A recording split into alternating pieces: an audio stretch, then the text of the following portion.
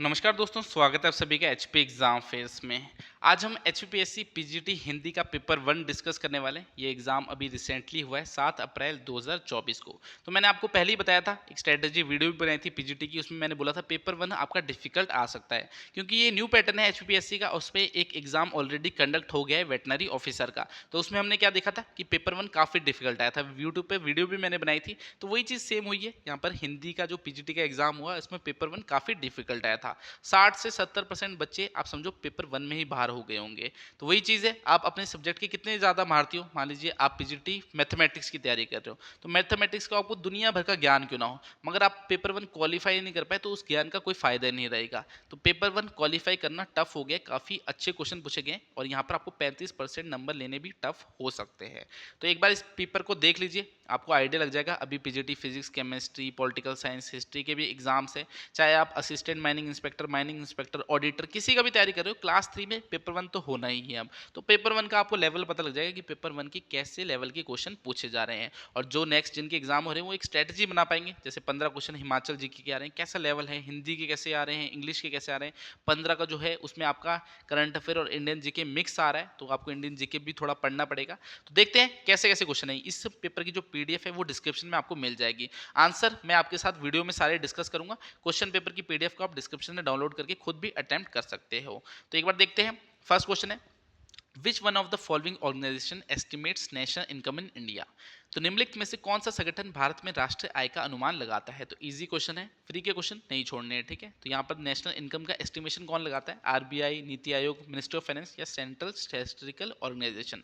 तो इसका right answer option D ही है। नेशनल इनकम यानी राष्ट्रीय आय का जो अनुमान लगाता है वो कौन लगाता है, सेंट्रल स्टैटिस्टिकल ऑर्गेनाइजेशन। फर्स्ट का राइट आंसर ऑप्शन डी है। रिपीटेड क्वेश्चन है, एचपीपीएससी के एग्जाम में भी आया हुआ क्वेश्चन है, बुक में भी आपको इजीली क्वेश्चन मिल जाएगा। तो इजी क्वेश्चन है, पढ़ा भी आपने ऑलरेडी होगा अगर तैयारी कर रहे हो। अब देखिए लिस्ट 1 को लिस्ट 2 से यहाँ पर मिलाना है। ये 9th प्लान दिया है, 10th प्लान दिया है, 11th प्लान दिया है, 12th प्लान दिया है, ठीक है। पंचवर्षीय जो योजना होती है वो दे रखी है, उसका जो है थीम ऑब्जेक्टिव उसके साथ जो है आपको मैच करना है। जैसे 9th है, इसका क्या थीम था, इसका था correct historical inequality and growth. 10th plan था, इसका क्या था, इसका high GDP growth with poverty reduction. 11th का था इंक्लूसिव ग्रोथ और 12th का था faster sustainable and more inclusive growth. तो सेकंड का राइट आंसर क्या होना चाहिए, सेकंड का जो राइट आंसर है वो ऑप्शन ए होना चाहिए। जो क्वेश्चन पेपर की पीडीएफ है वो मैंने डिस्क्रिप्शन में दे दी है, खुद पहले अटेम्प्ट करो, उसके बाद इस वीडियो को देखो। इसमें जो है आपको आंसर पता लग जाएंगे कौन कौन से आंसर आपके ठीक हो रहे हैं। और देखो कि 35% नंबर ला पा रहे हो नहीं ला पा रहे। अगर नहीं ला पा रहे तो अभी से जो है पेपर 1 पे फोकस करना स्टार्ट कर दो, क्योंकि एग्जाम देने का फायदा ही नहीं है अगर पेपर 1 क्वालिफाई नहीं हुआ। पेपर 2 तो चेक भी नहीं होगा, चाहे जितने मर्जी आप मारती हो अपने सब्जेक्ट के। थर्ड देखिए, the permanent secretariat of SAARC is located in. ये भी इजी क्वेश्चन है, आपने पढ़ा होगा। जो सार्क है उसका मुख्यालय कहाँ पर है, न्यू दिल्ली, ढाका, काठमांडू, कोलंबो। तो इजी क्वेश्चन है, कहाँ पर है, नेपाल के काठमांडू में जो है सार्क का मुख्यालय है। सार्क जो है 1985 में स्टैब्लिश हुआ था। सार्क की अगर आपको फुल फॉर्म ही पूछे, south Asian association for regional corporation. तो साउथ एशिया की जो कंट्री है इसमें आती है, कौन सी आती है, 8 कंट्रीज आती है टोटल। इंडिया, पाकिस्तान, श्रीलंका, नेपाल, मालदीव्स, भूटान, बांग्लादेश, अफगानिस्तान। तो जो सार्क है उसका मुख्यालय पूछा था काठमांडू। मैक्सिमम बच्चे जो है इसका आंसर इजीली सही कर लेंगे। फोर्थ देखिए, which one of the following countries is not the member of BIMSTEC. तो निम्न में से कौन सा देश जो है बिम्स्टिक का सदस्य नहीं है। अब 3 तो होगी कंट्रीज मेंबर और एक नहीं होगी।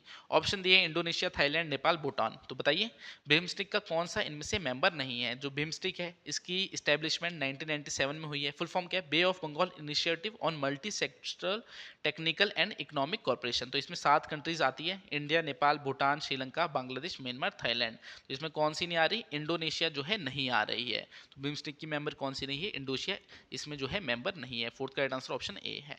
फिफ्थ देखिए, यहाँ पर जो है 2 स्टेटमेंट दे रखी है, ठीक है। 2 स्टेटमेंट दे रखी है, आपको बतानी कौन सी सही है कौन सी गलत है। तो स्टेटमेंट एक बार रीड कर लेते हैं। The headquarter of BRICS bank is located in Shanghai China. तो ब्रिक्स बैंक का मुख्यालय संघाई चाइना में, चीन में जो है। तो हाँ जी, ये राइट है आपका।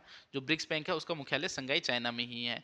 सेकंड बोल रहा है, Saudi Arabia, Egypt, UAE, Iran, Ethiopia joined the ranks of the BRICS group in 2023। तो अभी करंट में तो चल रहा है, करंट अफेयर आप पढ़ रहे होंगे, तो उसमें जो है ब्रिक्स की फुल फॉर्म क्या है, Brazil, Russia, India, China, south Africa. तो 5 कंट्री तो थी इसमें। अब इसमें जो है एक कंट्री और ज्वाइन कर रही है। कौन सी कर रही है, एक कंट्री सॉरी 5 कंट्रीज और ज्वाइन कर रही है, Saudi Arabia, Egypt, UAE, Iran and Ethiopia. तो ये आपका करंट का चल रहा है। मगर यहाँ पर मेन चीज क्या है, यहाँ पर आप देखोगे कि ये 2023 लिखा है। फॉर्मली जो इन्होंने ज्वाइन किया है वो 1 जनवरी 2024 को किया है। अनाउंस तो पहले कर दिया था, मगर ज्वाइन करने के लिए साइन भी करने पड़ते होंगे, जो फॉर्मल जो होता है, फॉर्मेलिटीज जो करनी होती है, तो वो 1 जनवरी 2024 को इन्होंने करी थी। तो इस वजह से ये स्टेटमेंट आपकी गलत हो सकती है। अब मैंने ये क्यों बोला हो सकती है, क्योंकि अभी आंसर की नहीं आई है। नीचे हमारे टेलीग्राम चैनल का लिंक दिया है, उसे ज्वाइन कर लेना। जैसे ऑफिशियल आंसर की आएगी वो भी वहां पर डाल दूंगा। मैं आपको बेस्ट पॉसिबल आंसर बता रहा हूँ कि हाँ ये बेस्ट पॉसिबल आंसर हो सकते हैं। बाकी आंसर की आएगी तो जिन क्वेश्चन में डाउट होगा आप वहां से जो है उन्हें चेकआउट कर सकते हैं। तो यहाँ पर स्टेटमेंट 1 ठीक है और स्टेटमेंट 2 गलत है। तो यहाँ पर राइट आंसर क्या होगा, statement 1 is correct and statement 2 is incorrect. चलिए 6 देखते हैं। यहाँ पर भी हमें जो है 2 स्टेटमेंट दे रखी है। तो यहाँ पर बोल रखा है the belt and road initiative है, ये जो है क्या डिस्क्राइब किया है, as a 21st century silk road made up of belt over land corridors and maritime road of shipping lanes. तो जो BRI है ये चाइना का इनिशिएटिव है, इसे सिल्क रोड के साथ कंपेयर किया गया है। पहले पुराने टाइम पे सिल्क रोड होगा, हिस्ट्री में आपने पढ़ा होगा, तो उसके साथ कंपेयर किया गया है। इसमें जो है लैंड के थ्रू भी जो है ट्रांसपोर्टेशन होगी, शिप्स के थ्रू भी होगी, दुनिया के एक कोने से दूसरे कोने में जो है चीज़ें पहुंचाएंगी, कॉस्ट इफेक्टिव होगी, जल्दी पहुंचाया जाएगा। तो इसे जो है आपका कंपेयर सिल्क रोड के साथ किया जा रहा है। तो हाँ ये आपकी स्टेटमेंट ठीक है। सेकंड बोल रहा है China's maritime silk road also pushes its strategic advantage at sea. हाँ तो सी में जो है पकड़ मजबूत करेगा चाइना की। अब सी के थ्रू भी तो जा रही है चीज़ें, तो कंट्रीज के साथ टाई अप करेगा चाइना, तो उससे जो है पकड़ उसकी मजबूत होगी सी के ऊपर भी। तो दोनों ही स्टेटमेंट यहाँ पर ठीक है। तो यहाँ पर आपका ऑप्शन ए होगा। ठीक है, ऑप्शन ए क्या दे रखा है, both statement 1 and statement 2 are correct. तो 6th right answer option A है। चलिए 7 देखते हैं। विच of the following statement is not true about India federal polity.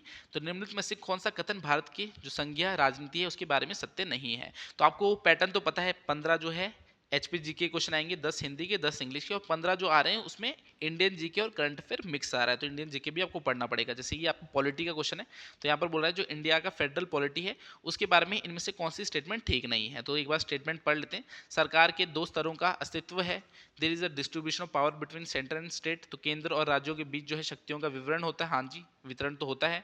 यहाँ पर बोल रखा है संविधान का सर्वोच्चता, हाँ संविधान तो सबसे ऊपर है। फिर बोल रहा है भारतीय संविधान का जो 6 शेड्यूल है उसमें जो है स्पेशल प्रोविजन है असम, मेघालय, त्रिपुरा, मिजोरम। हाँ ये भी जो है आपने जो है पॉलिटी पढ़ी होगी उसमें पढ़ा होगा, जो 6 शेड्यूल है उसमें स्पेशल प्रोविजन है असम, मेघालय, त्रिपुरा, मिजोरम के। तो बेस्ट पॉसिबल आंसर क्या है यहाँ पर, there is existence of 2 level of government. तो ये आपका जो है यहाँ पर गलत हो सकता है। बाकी ऑफिशियल आंसर की में चेक कर लेंगे, मगर मोस्ट प्रोबेबली जो है आपका यही यहाँ पर गलत होगा। तो 7th का राइट आंसर ऑप्शन ए है। 8 देखिए, यहाँ पर आपको 2 स्टेटमेंट दी है, फिर से आपको बताना है सही कौन सी है गलत कौन सी है। तो एक बार पढ़ लेते हैं। कांग्रेस के लाहौर सेशन ने 1927 में पूर्ण स्वराज को कांग्रेस का उद्देश्य घोषित करते हुए एक प्रस्ताव पारित किया। तो जो आपका पूर्ण स्वराज था वो रेजोल्यूशन कब पारित हुआ था, वो 1927 में थोड़ी हुआ, 1929 में हुआ। तो ये तो बुक में दे रखी है बेसिक चीज़, आप हिस्ट्री पढ़ोगे उसमें ये दे रखी है चीज़, तो ये तो आप गलत कर ही नहीं सकते। फिर यहाँ पर देखिए बोल रहा है सिविल डिसोबीडियंस मूवमेंट है वो स्टार्ट कब हुई, सविनय अवज्ञा आंदोलन, वो 1922 में जो है दांडी मार्च के साथ शुरू हुआ। तो 1922 में थोड़े हुआ है, 1930 में हुआ है। तो दोनों स्टेटमेंट यहाँ पर आपकी गलत होगी। सिविल डिसोबीडियंस मूवमेंट यहाँ लिखा 1922 में स्टार्ट हुआ, 1930 में हुआ है। पूर्ण स्वराज जो था वो रेजोल्यूशन कब पास हुआ था, 1929 में, यहाँ 27 लिखा है। तो दोनों ही स्टेटमेंट यहाँ पर गलत है। तो ये जो है इसका राइट आंसर होगा both statement 1 and 2 are incorrect. तो ये इजी क्वेश्चन है। अब अगर इजी क्वेश्चन गलत कर दोगे तो सिलेक्शन नहीं होगी। ठीक है, काफी डिफिकल्ट क्वेश्चन भी आए और जो इजी आए वो तो सही करने ही करने, क्योंकि 35% नंबर लेने, तो जहां मिल रहे हैं वो तो छोड़ने ही नहीं है। अब 9 देखिए ये भी इजी है। ठीक है, अगर अगर पढ़ते होंगे, अगर आपने जो है अच्छे से तैयारी करी होगी तो इसको भी इजीली कर लोगे।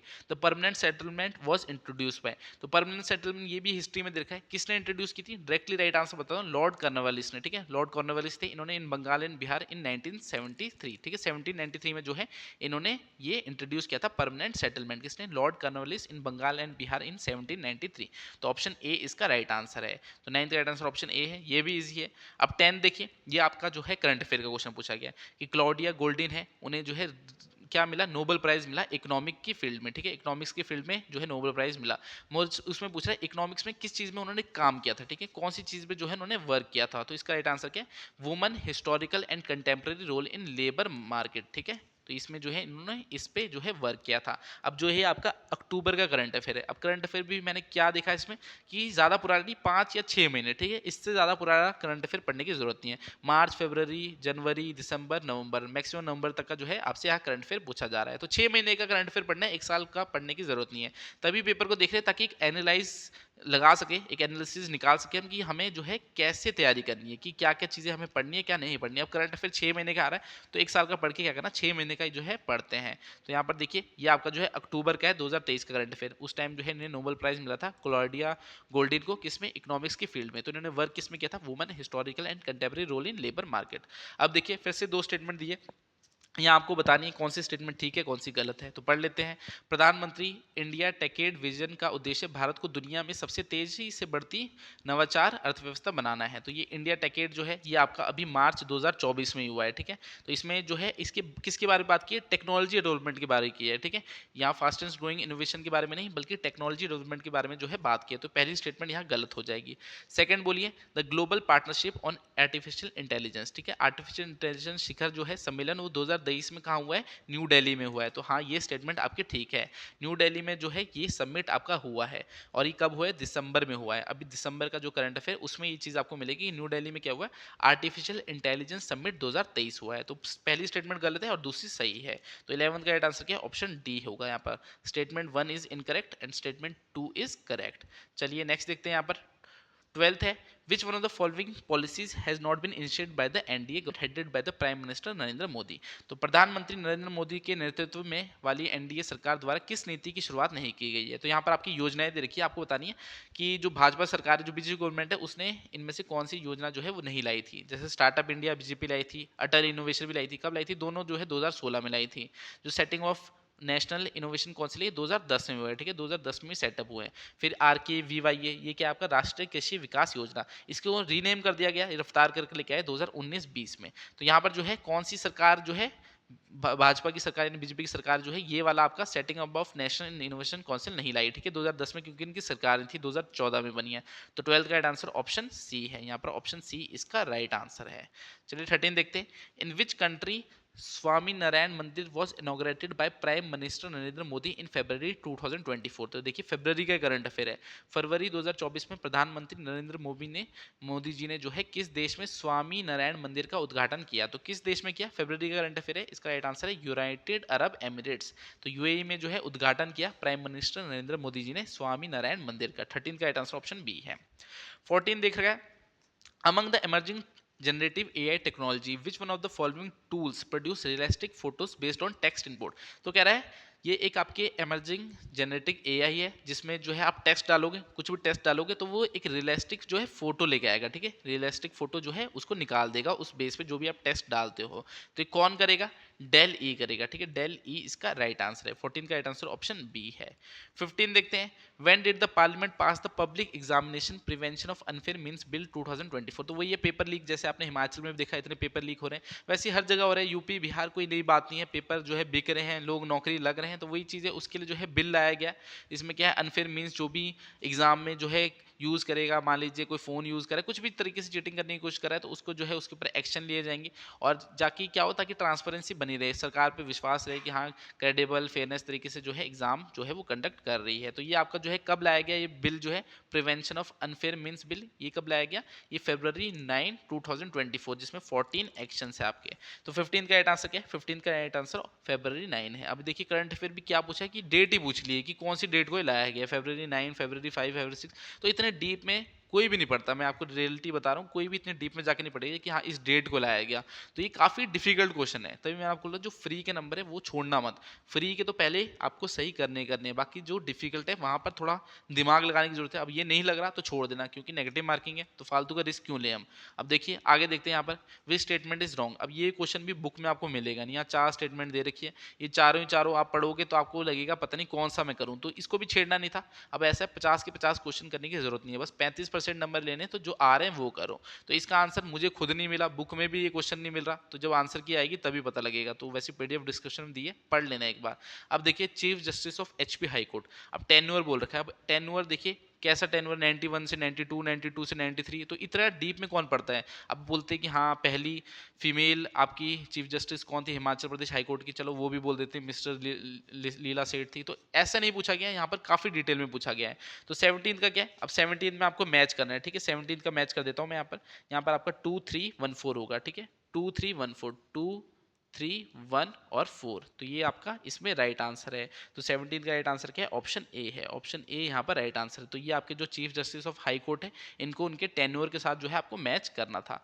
तो काफ़ी जो है डिफिकल्ट क्वेश्चन पूछे गए, चाहे हिमाचल जीके की बात करूँ, चाहे हिंदी की, इंग्लिश की, हर जगह आपको जो है थोड़ी डिफिकल्टी होगी। अब देखिए, what is the percentage of flora species which are endemic to Himachal and characteristics of the western Himalayan flora. तो यहाँ पर कह रहा है कितनी जो परसेंटेज स्पीसीज है, जो फ्लोरा स्पीसीज है जो कि एंडेमिक टू हिमाचल है और characteristics of western Himalayan flora है। तो 18 का राइट आंसर क्या है? 18 का जो राइट आंसर है वो है 95%। ठीक है, ये आपका फॉरेस्ट सर्वे ऑफ इंडिया की रिपोर्ट आई थी, उसमें ये चीज़ आपकी बताई गई थी। 95% इसका राइट आंसर है। चलिए 19 देखते हैं। From a seismic point of view, Himachal Pradesh is considered to be very sensitive as per the seismic zoning map of India contained in IS, ये आपको कुछ नंबर दे रखा है, 4th रिवीजन हिमाचल। तो कह रहा है, सिंपली कह रहा है, क्या चाहता है, हिमाचल जो है आपका कौन से सिस्मिक जोन में आता है। ठीक है, जैसे सिस्मिक जोन 1, 2, 3, 4, 5 होता है, तो उसमें किस में आता है? तो 19 का राइट आंसर क्या है? 19 का जो राइट आंसर वो है ऑप्शन ए है। ठीक है, 4 से 5, जो जोन 4 से 5 है उसमें जो है हिमाचल प्रदेश आता है। ठीक है, काफ़ी ज़्यादा जो है यहाँ पर सिस्मिक एक्टिविटीज़ हिमाचल में आती है। तो ये आपका 4 से 5 में आता है। कम वाले क्षेत्र में आता है, थोड़े अच्छे वाले में आता है। तो 19 का जैसे हिमालय रीजन हो गया, आपका बिहार हो गया, ऊपर वाले नॉर्थ ईस्टर्न रीजन हो गया, यहाँ पर आपका जो है अर्थक्वेक के चांसेस होते हैं। दिल्ली हो गया। 19 का राइट आंसर क्या है? ऑप्शन ए है। चलिए 20 देखते हैं। During 1952-56, the Himachal Pradesh Legislative Assembly passed as many as 55 legislative measures covering a wide variety of progressive law. What was the less progressive law aiming at socio-economic development? तो इसमें आपका बोल रहा है कि 1952 से 56 तक 55 जो है लेजिस्लेटिव मेजर्स लिए गए। ठीक है, बिल्स लाए गए। तो उसमें कह रहा है सबसे कम जो है इंपॉर्टेंट कौन सा है? ठीक है, जो सोशियो इकोनॉमिक डेवलपमेंट के लिए सबसे कम इंपॉर्टेंट है इनमें। तो 4 आपके यहाँ पर दे रखे हैं, जैसे Himachal Pradesh abolition of big landed estate and land reform act. तो इसमें जो जिनके पास ज़्यादा ज़मीनें होती थी उनसे जो है ज़मीन एक बाउंड्री लगा दी कि ज़्यादा ज़मीन नहीं होनी चाहिए, कि हाँ जैसे राजा महाराज होते तो सारी ज़मीन घेर के बैठे होते ताकि गरीब आदमी को तो कुछ मिलता नहीं था। तो ये आपके जो है नया बिल लेके आया। तो ये जो है सोशो इकोनॉमिक डेवलपमेंट के लिए इंपॉर्टेंट था। तो यहाँ पर आपके 4 देखें, इसमें जो इंपॉर्टेंट नहीं है वो क्या है? हिमाचल प्रदेश एक्स कम्युनिकेशन एक्ट 1955, ये वाला बिल जो है आपका लेस इंपॉर्टेंट था सोशो इकोनॉमिक डेवलपमेंट के पॉइंट ऑफ व्यू से। अगर हम देखें 21 देखिए, यहाँ पर आपको जो है 4 स्टेटमेंट्स दे रखी है। तो आपको डायरेक्टली जो है इसमें बताने गलत स्टेटमेंट कौन सी थी। तो गलत मैं आपको डायरेक्टली बताता हूँ। जो श्रीखंड महादेव है, यहाँ पर देखिए हाइट दे रखी है, ये हाइट की पहली गलत दे रखी है। यहाँ पर इज द आपका यहाँ पर बोल रहा है गोल्ड की इमेज है शिवा की ऑन द समिट, वहाँ पर जो है चरस को जो है कप में जलाया जाता है। तो ये सब आपका यहाँ पर जो है गलत दे रखा है। तो यहाँ पर ये वाली स्टेटमेंट आपकी गलत है। चलिए नेक्स्ट देखते हैं।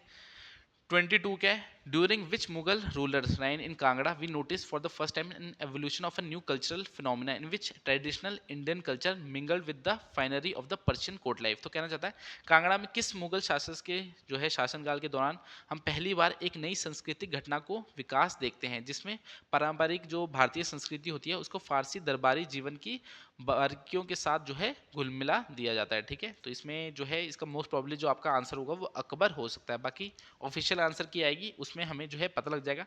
नीचे टेलीग्राम चैनल का लिंक भी दिया है और पेपर मैंने एनालाइज कर दी। अब मैं जो है आपके लिए HPPSC पेपर 1 की नई टेस्ट सीरीज लाऊंगा और आपकी जो है अच्छी टेस्ट सीरीज लाऊंगा, मुश्किल क्वेश्चन लाऊंगा और स्टेटमेंट बेस्ड क्वेश्चन लाऊंगा। ऐसा नहीं है डायरेक्ट क्वेश्चन और आंसर होगा, स्टेटमेंट बेस्ड लाऊंगा और अच्छे क्वेश्चन जैसे ये डाल रहे हैं उस लेवल के क्वेश्चन डालेंगे, बुकों में भी नहीं मिले ऐसे क्वेश्चन डालूंगा आपके लिए। तो टेस्ट सीरीज जल्दी से जल्दी लाऊंगा।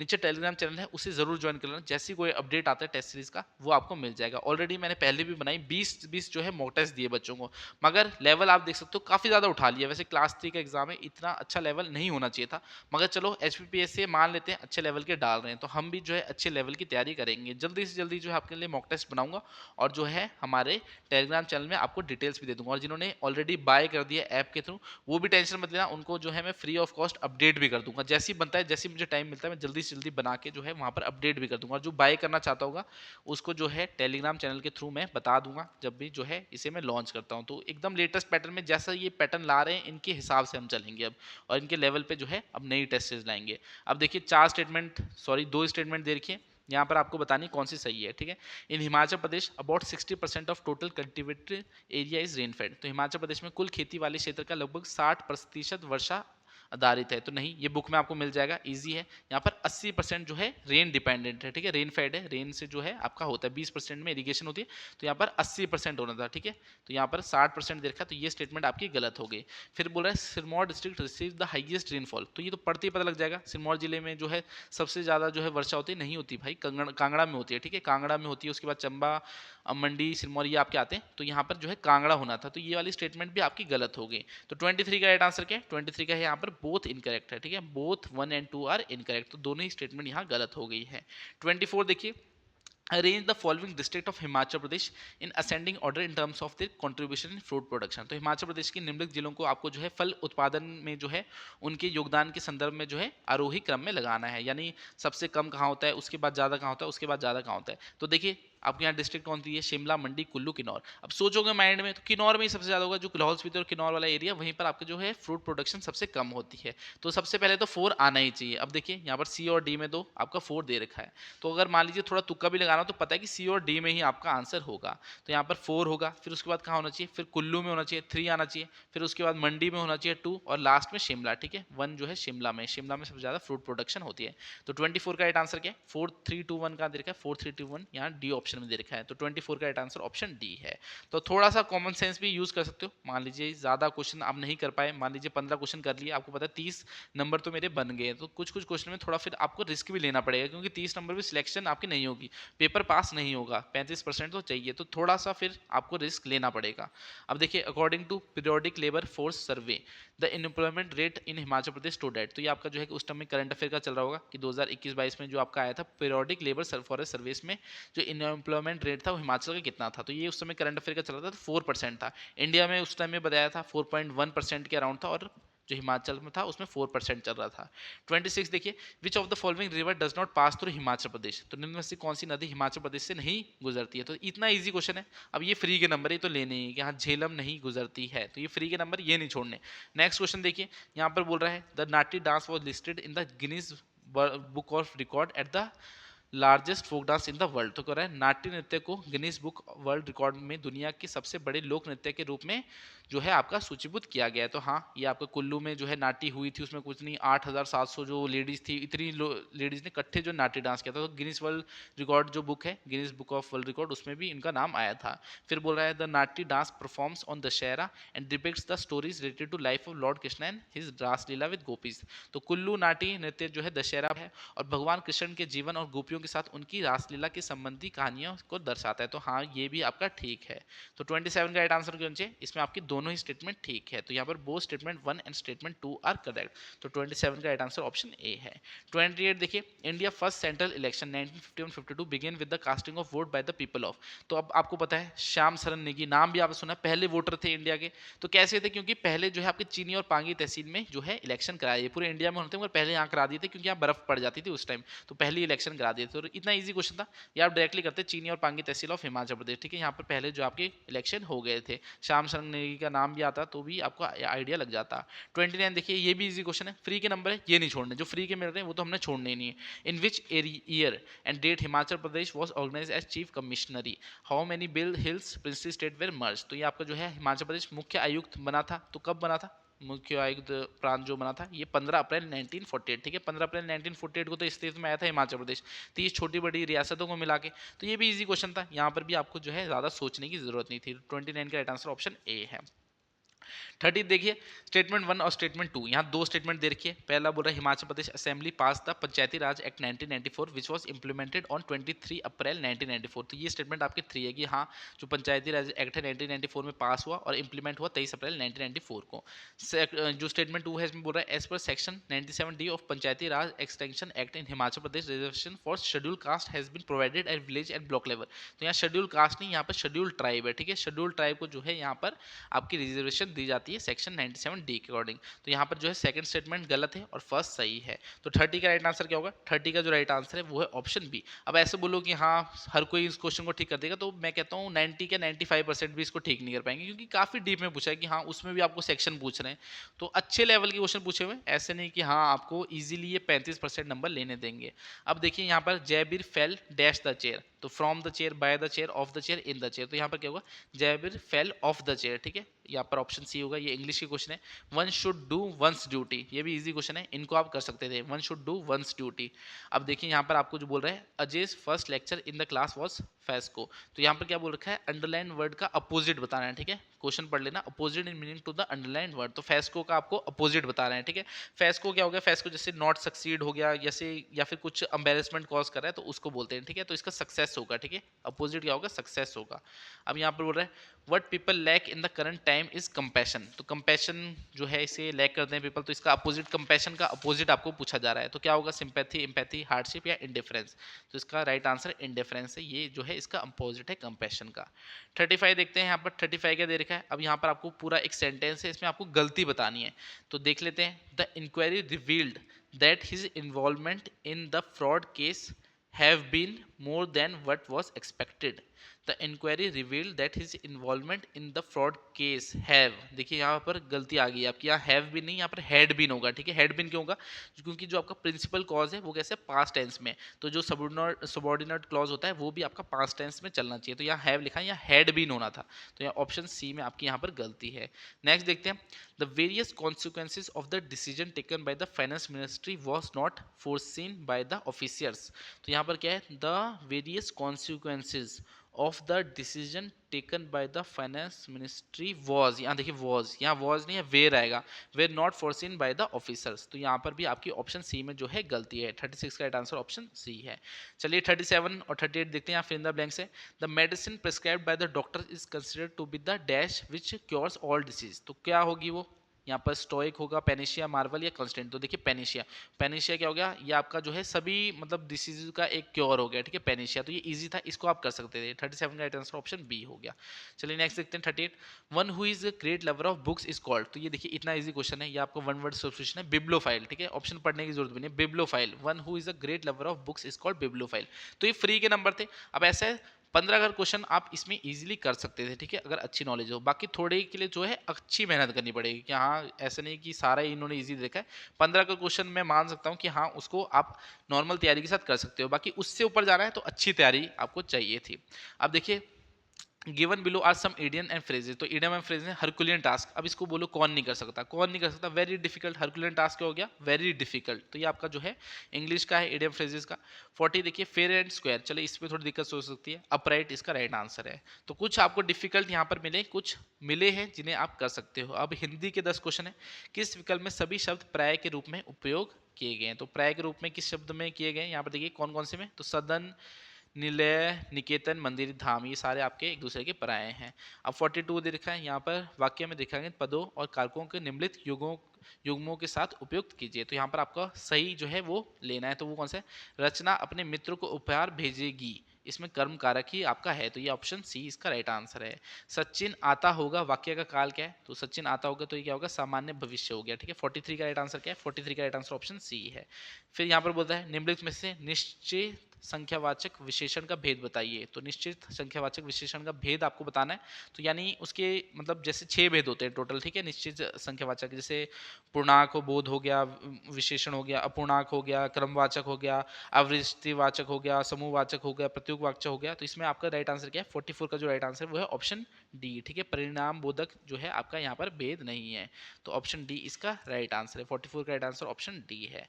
चलिए 45 देखते हैं, माँ आ जाती तो मैं चलता, यह वाक्य है, तो ये कैसा है आपका वाक्य, 45 का राइट आंसर क्या है, 45 का सी है, मिश्र वाक्य है, आ जाती तो मैं चलता।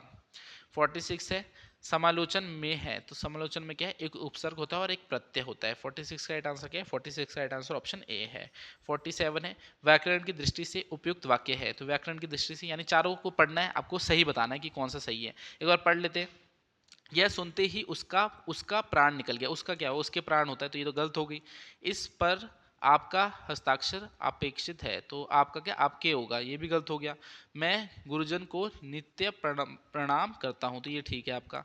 मैं कल आपका दर्शन करना चाहता हूँ, तो आपका थोड़ा आपके दर्शन होगा, तो ये भी गलत होगा। तो पढ़ते ही इसको आप इजीली कर सकते थे, ऑप्शन सी इसका ठीक है। तो ये इजी क्वेश्चन है, इनको नहीं छोड़ना है। 48 देखिए, कर रहा हूँ ना, तो इस वाक्य में न अव्यय है, तो क्या ये आपका निश्चय के अर्थ में है। ऑप्शन बी इसका राइट आंसर है। 49 है, गांधी जी हमारे राष्ट्रपिता पिता है, आपका जन्म पोरबंदर में हुआ है, तो उपयुक्त उदाहरण में आया सर्वनाम आप है, तो आपको बताना है यहाँ पर जो आप है वो कौन सा सर्वनाम है।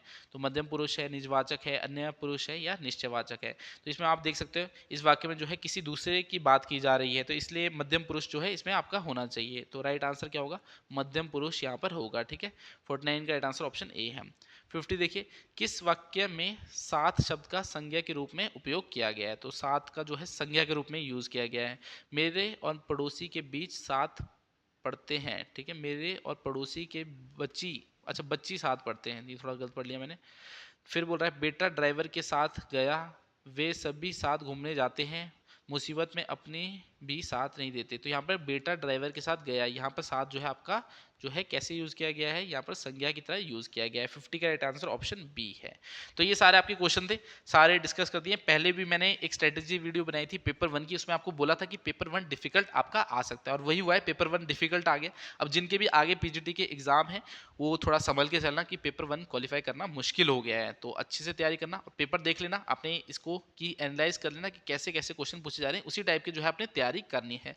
बाकी जल्दी से जल्दी जो है मॉक टेस्ट लेके आऊंगा आपके लिए, नीचे टेलीग्राम चैनल का लिंक दिया है, उसे जो है आप ज्वाइन कर लेना। बाकी अगर आपको पेपर 1 का स्टडी मटेरियल लेना होगा तो इस नंबर पे मुझे व्हाट्सएप कर सकते हो 7018186561 में। यहाँ पर आपको स्टडी मटेरियल मिल जाएगा कंप्लीट, हिमाचल जीके होगी, उसमें इंडियन जीके होगी, हिंदी इंग्लिश होगी, आपको जो है प्रीवियस ईयर पेपर मिल जाएंगे, एसपीपीएससी के 20-20 मॉक टेस्ट मिल जाएंगे। तो सब कुछ जो है यहाँ पर हमने कवर कर रखा है, तो इस नंबर पे आप व्हाट्सएप करके डिटेल्स ले सकते हो। बाकी न्यू टेस्ट सीरीज भी जल्दी लॉन्च करते हैं, टेलीग्राम चैनल के साथ जुड़ जाना। बाकी आपसे अगली क्लास में मिलता हूँ, तब तक के लिए शब्बा खैर, थैंक यू।